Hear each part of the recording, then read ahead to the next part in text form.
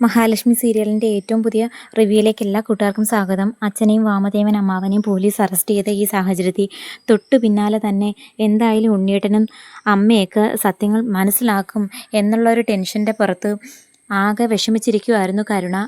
താൻ കാണിച്ചത് വല്ലാത്ത മണ്ടത്തരായിപ്പോയി. മഹാലക്ഷ്മിയോട് അങ്ങനെ ഒരു ക്രൂരതയൊന്നും കാണിക്കണ്ടായിരുന്നു. അവർ പറയുന്ന ജോലി അതുപോലെ അനുസരിച്ച് ചെയ്യുന്നതായിരുന്നു ഒരു കണക്കിന് നല്ലത് എന്നുള്ളൊരു ചിന്ത മുത്തശ്ശി പറഞ്ഞിട്ട് നമ്മുടെ കരുണയുടെ മനസ്സിലും തോന്നി തുടങ്ങിയിരിക്കുന്നു. ആ സമയത്താണ് ഇങ്ങനെ ബോധം കെട്ട് വീഴുന്നത്.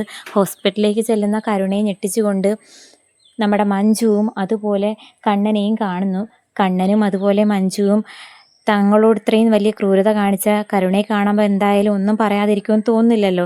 മഞ്ജു ആണെങ്കിൽ കൈ വീശി ആഞ്ഞടിക്കാൻ പോകുമ്പോഴത്തേക്കും മുത്തശ്ശി തടയുന്നുണ്ട്. അതേസമയം കണ്ണന് സംശയം തോന്നി, ഇനി എൻ്റെ ഭാര്യയ്ക്ക് എന്തെങ്കിലും സംഭവിച്ചോ അല്ലെങ്കിൽ എൻ്റെ കുഞ്ഞിന് എന്തെങ്കിലും സംഭവിച്ചോ എന്നറിയാൻ വേണ്ടിയിട്ടാണോ ഇവളും മുത്തശ്ശി ഈ സമയത്ത് തന്നെ ഹോസ്പിറ്റലിലേക്ക് വന്നത്, അതോ ഇനി പ്രതാപനെ പോലീസ് അറസ്റ്റ് ചെയ്ത ഈ സാഹചര്യത്തിൽ രക്ഷപ്പെടുത്തണമെന്ന് അപേക്ഷിക്കാൻ വേണ്ടിയിട്ട് വന്നതാണോ എന്നുള്ളൊരു ഡൗട്ട് തോന്നി.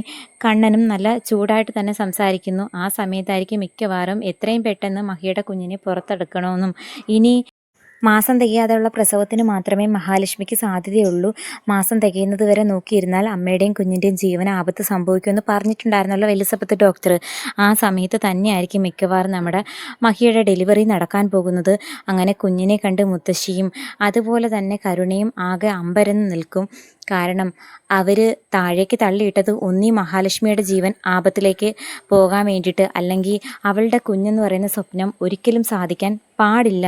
തനിക്ക് നേടാൻ പറ്റാത്ത സന്തോഷവും ആർഭാട ജീവിതവും ദാമ്പത്യ ജീവിതവും ഒന്നും മഹിക്കും ഉണ്ടാകാൻ പാടില്ല എന്നുള്ള ദുഷ്ട മനസ്സുള്ളൊരു ദുഷ്ട സ്ത്രീ തന്നെയാണ് കരുണ.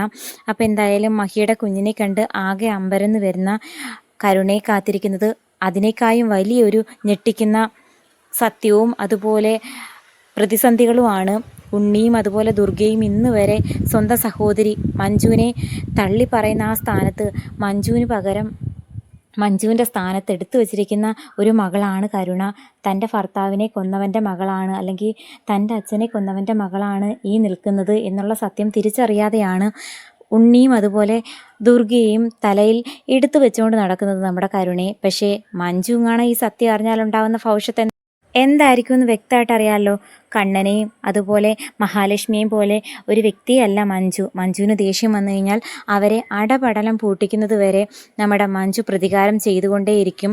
അവർ ചെയ്ത തെറ്റിൻ്റെ ആഴവും വ്യാപ്തിയും അനുസരിച്ച് തിരിച്ച് പ്രതികാരം ചെയ്യുമെന്നുള്ള കാര്യം ഏറ്റവും കൂടുതൽ വ്യക്തമായിട്ട് അറിയാവുന്നത് വാമദേവൻ അമ്മാവനും അതുപോലെ സീമന്തിനി അമ്മായിക്കും മേഘനും തന്നെയാണ്.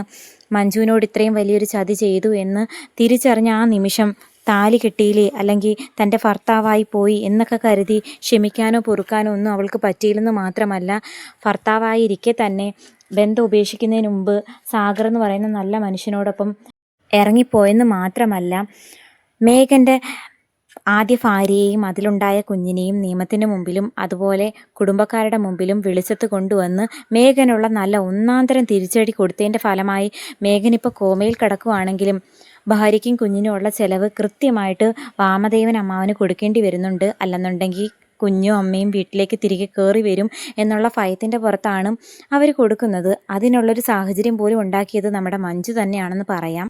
എന്തായാലും സത്യങ്ങൾ അറിയുന്ന ദുർഗയും അതുപോലെ ഉണ്ണിയും താൻ അറിഞ്ഞ കാര്യങ്ങൾ സത്യമാണോ, അതിലെന്തെങ്കിലും വാസ്തവമുണ്ടോ, അച്ഛന് മാനസിക നില തെറ്റിയ ആ സമയം മുതൽ എന്തുകൊണ്ട് കരുണ ഞാനും അമ്മയും പ്രതാപനോട് സംസാരിക്കുന്ന ആ ഒരു സാഹചര്യം വല്ലാണ്ട് ഭയപ്പെട്ടു. അതിൻ്റെ പിന്നിൽ കരുണയ്ക്കും സത്യങ്ങൾ അറിയാമായിരുന്നു, അല്ലെങ്കിൽ മുത്തശ്ശിക്കും അതുപോലെ മോഹിനിയമ്മയ്ക്കും കണ്ണേട്ടനും മഹാലക്ഷ്മിക്കും അവർക്ക് ആർക്കെങ്കിലും തൻ്റെ അച്ഛൻ്റെ കൊലപാതകി ആരാണെന്നുള്ള ആ ഒരു സത്യം അറിയാമായിരുന്നു.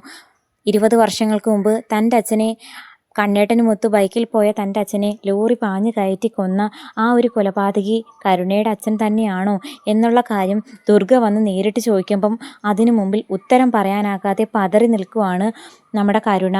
ഇത്രയും നാൾ കരുണയുടെ ആ ഒരു നാക്കിൻ്റെ നീളത്തിന് മുമ്പിൽ പൈസയില്ല സ്വത്തില്ല എന്ന പേര് ദുർഗയും അതുപോലെ ഉണ്ണിയും പഞ്ചപുച്ഛം അടക്കി നിന്ന് കേൾക്കാൻ മാത്രമേ പറ്റുള്ളായിരുന്നു. പക്ഷേ ഇപ്പോൾ അവരുടെ ഭാഗത്താണ് ന്യായം. അവരോട് ക്രൂരത കാണിച്ചവൻ്റെ മകളാണ് ഈ മുമ്പിൽ നിൽക്കുന്നത്.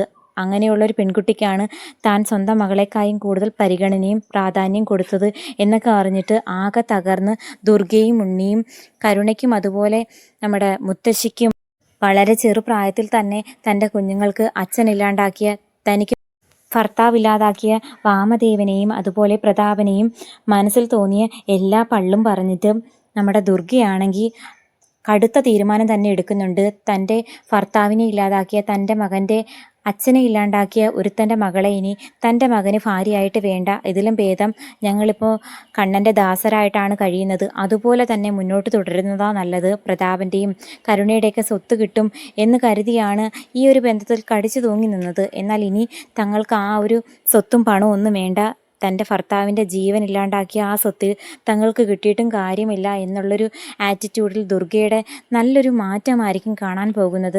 മഞ്ജുവിനെ പോലെ ഇനി ദുർഗയും അതുപോലെ തന്നെ ഉണ്ണിയും മാറുമായിരിക്കും. അതേ സ്ഥാനത്ത് നമ്മുടെ മഞ്ജു കരുണയ്ക്കുള്ളൊരു പ്രതികാരവുമായി കണ്ണനോടും മഹാലക്ഷ്മിയോടും ഒപ്പം ചേർന്ന് നിൽക്കുന്ന ആ ഒരു എപ്പിസോഡുകൾക്കായിട്ട് കാത്തിരിക്കാം. എല്ലാ സത്യങ്ങളും അറിയുന്ന മഞ്ജു ആണെങ്കിൽ സാഗറിനോട് ചോദിക്കുന്നുണ്ട്, സാഗരേട്ടൻ മുമ്പേ തന്നെ പ്രതാപൻ്റെ വായിൽ നിന്നും സത്യങ്ങൾ അറിഞ്ഞിട്ട് എന്തുകൊണ്ട് തന്നോട് മറച്ചു വെച്ചു എന്നുള്ള ചോദ്യത്തിന് മുമ്പിൽ സാഗർ ഒരു മറുപടി പറയുന്നുണ്ട്. കരുണേ, നീ ഒരിക്കലും കമലേശ്വരത്ത് വെച്ച് പൊറുപ്പിക്കില്ലെന്ന് എനിക്ക് വ്യക്തമായിട്ട് അറിയാം. നമ്മൾ കാരണം അവളുടെ ജീവിതം തകരണ്ട എന്ന് വിചാരിച്ചാൽ ഞാനും കണ്ണേട്ടനും അതുപോലെ മഹാലക്ഷ്മിയൊക്കെ നിന്നിൽ നിന്നും സത്യം മറച്ചു വെച്ചേ എന്ന് പറയുമ്പോൾ എങ്ങനെയായിരിക്കും മഞ്ജു അത് പ്രതികരിക്കാൻ പോകുന്നത്? കാത്തിരിക്കാം.